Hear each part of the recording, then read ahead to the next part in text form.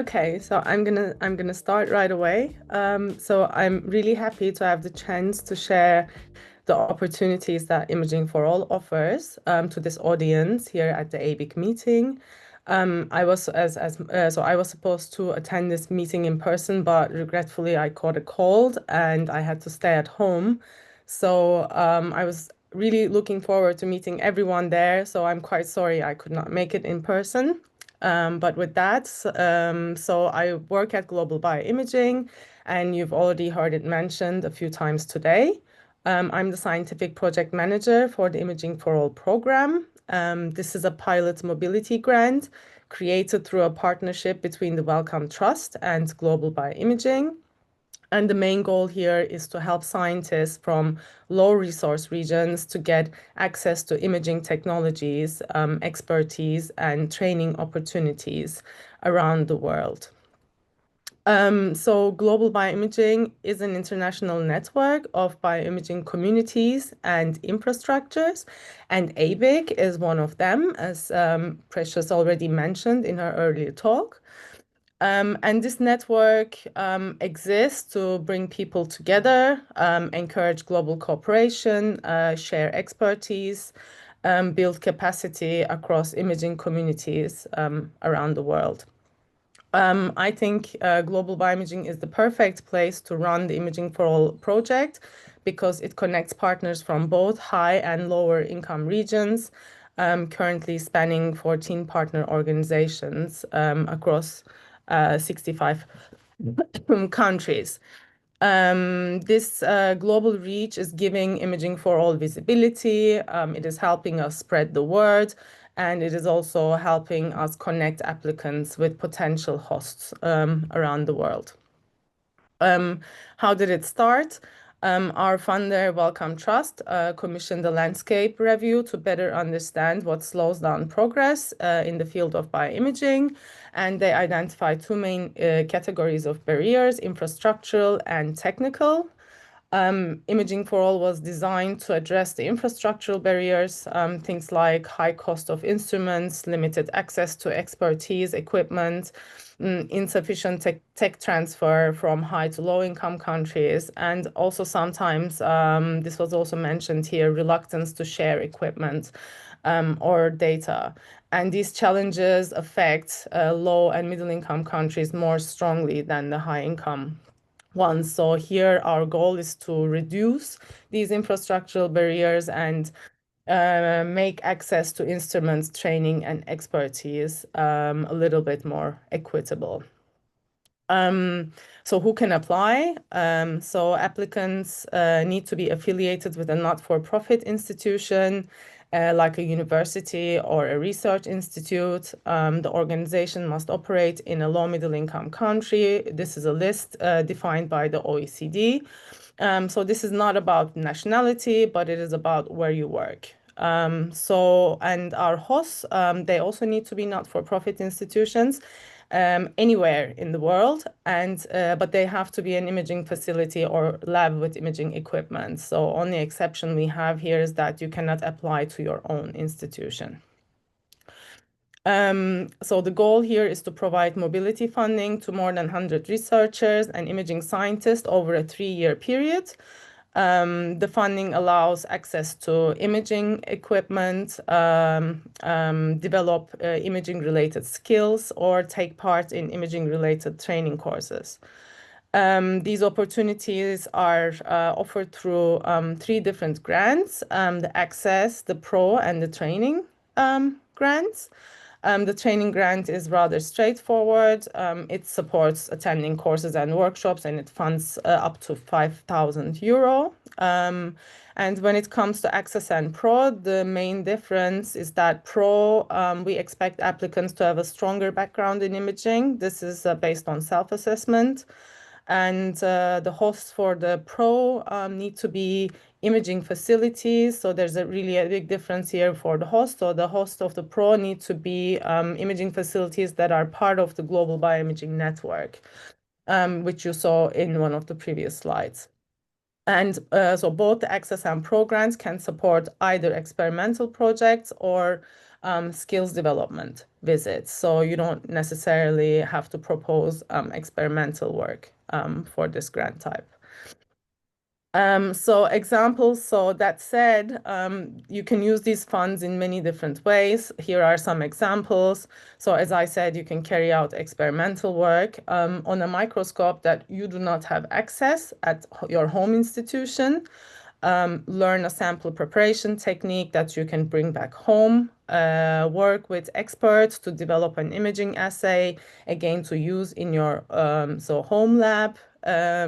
So we can also support setting up optical systems, learning about imaging facility management, acquiring skills in operating an instrument, developing image analysis skills, producing results for a publication, or producing preliminary data for a research proposal. That's also fine. Or start forming longer-term collaborations. So I also want to mention here that we do encourage our applicants to follow this path here. So to follow this training grant and then the access grant path. So this is possible.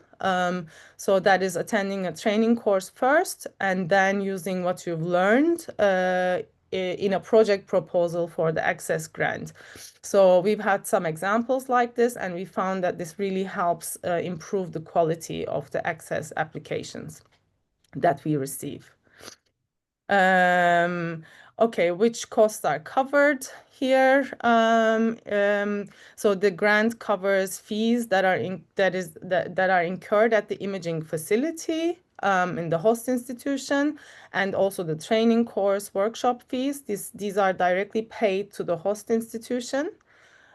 We have a project administrator, Susan Muchai, who arranges prepaid flights and accommodation for our grantees. However, the visa processing fees, local travel, travel insurance if you need one, or meals, these are covered on a reimbursement basis, meaning you'll need to pay those upfront and then claim them back after your visit. So it's important to make sure you have enough funds available for those costs during your visit. This is pretty important. So how does the application process work? You can send us an email briefly explaining your access goals. It's really helpful at this stage if some research into potential hosts have already been done, and applicants who already have a collaborator in mind, this is very welcome. So once a possible host is identified and once there's an initial agreement with them, the applicant fills out one of the two forms, project description or visit planning form, to describe their project and goals. What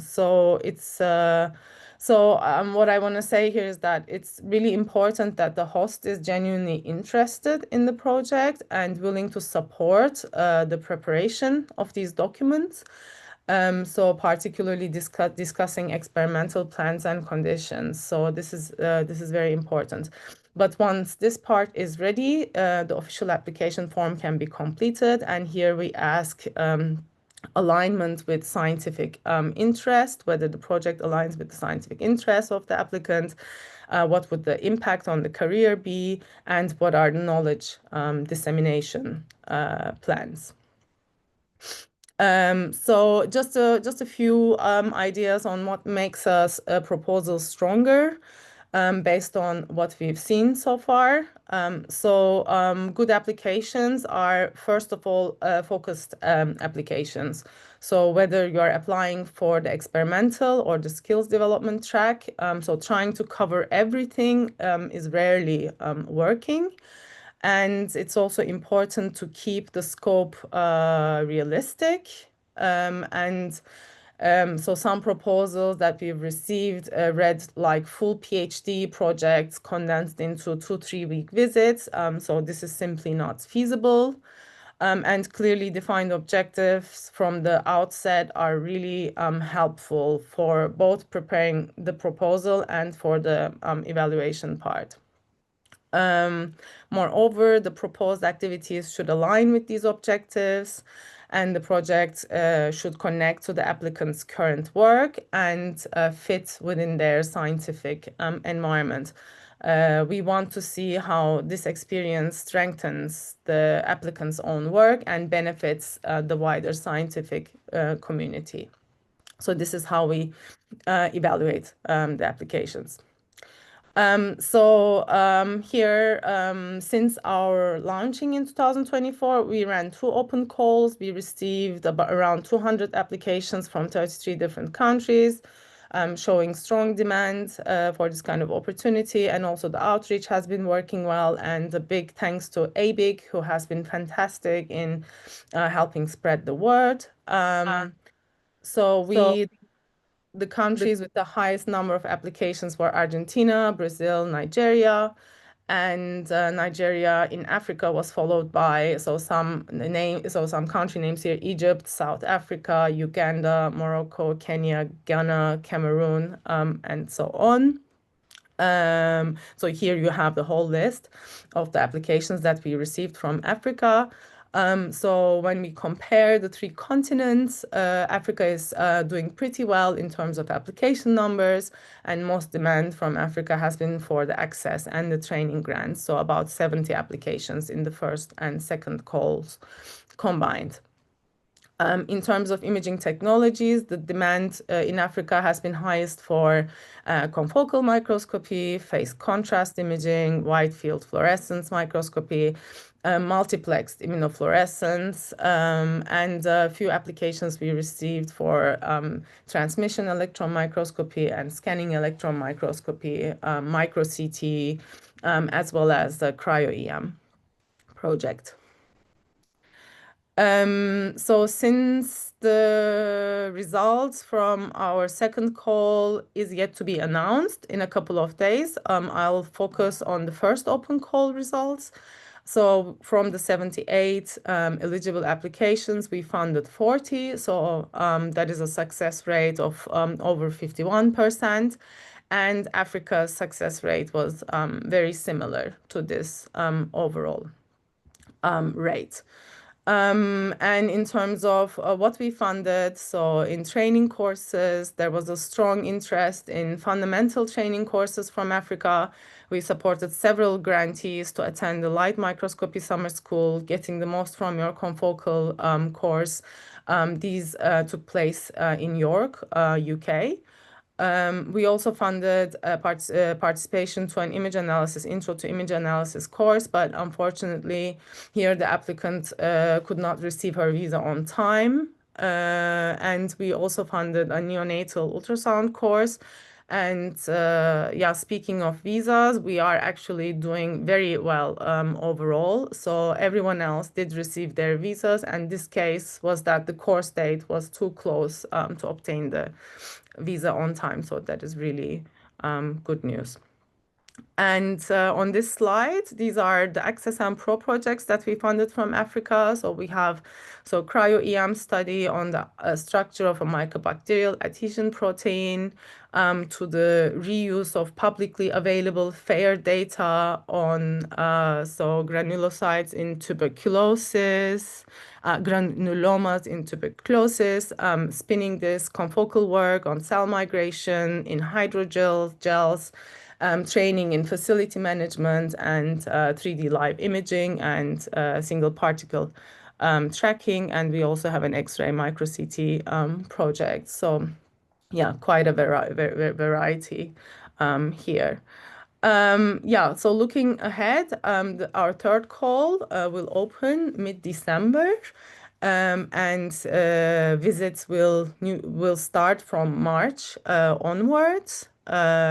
So please follow the GBI news for the latest imaging for all updates, and general global bioimaging news. With that, I also want to highlight the many events GBI runs throughout the year, apart from Imaging for All. So we have an exchange of experience conference on different topics every year, and everyone is welcome to join in person and online. We usually offer around 10 travel grants for it. We organize annual training courses all over the world on topics such as facility management, image data, and we have a train the trainer course. We also offer job shadowing travel grants to visit imaging facilities to shadow jobs at these facilities. And we have an excellent training resource on our website. It's definitely worth checking out. And lastly, we also have international working groups which publish white papers and best practice recommendations on various imaging topics. And you can also join one of these working groups. This is open to everyone. One announcement I'd like to actually two announcements I'd like to make, then I'm going to finish up with that. So the authorship and acknowledgement survey, Georgina also mentioned this in her talk. So this is still going on. And I've been told that Africa is currently underrepresented in the responses.